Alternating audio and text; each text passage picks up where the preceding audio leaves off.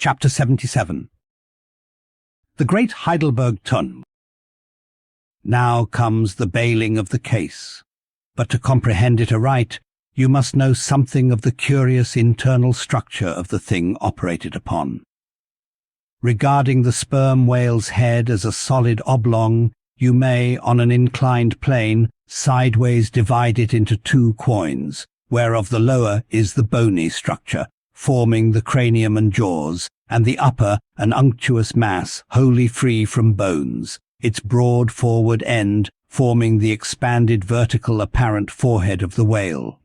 At the middle of the forehead horizontally subdivide this upper quoin, and then you have two almost equal parts, which before were naturally divided by an internal wall of a thick tendinous substance.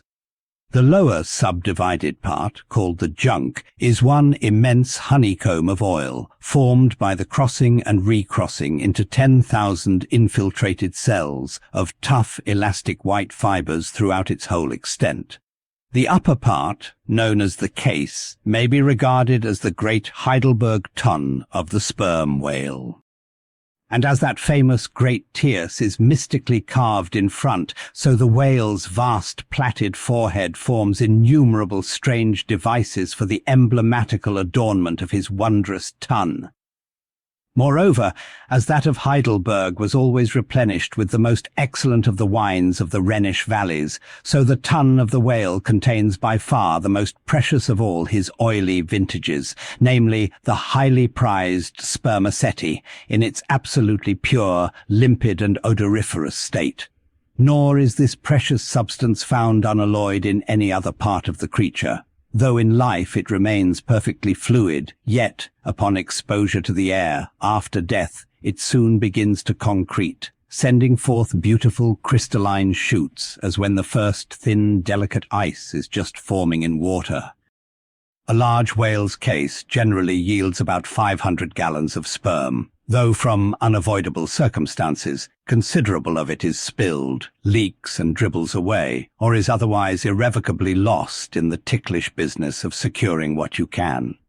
I know not with what fine and costly material the Heidelburgh Tun was coated within, but in superlative richness that coating could not possibly have compared with the silken pearl-coloured membrane, like the lining of a fine pelisse, forming the inner surface of the sperm whale's case.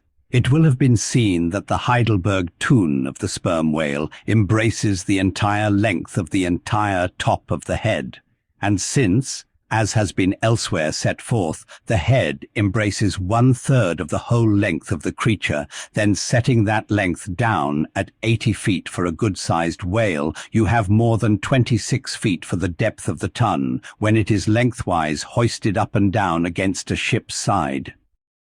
As in decapitating the whale, the operator's instrument is brought close to the spot where an entrance is subsequently forced into the spermaceti magazine. He has, therefore, to be uncommonly heedful, lest a careless, untimely stroke should invade the sanctuary and wastingly let out its invaluable contents. It is this decapitated end of the head also which is at last elevated out of the water and retained in that position by the enormous cutting tackles whose hempen combinations on one side make quite a wilderness of ropes in that quarter.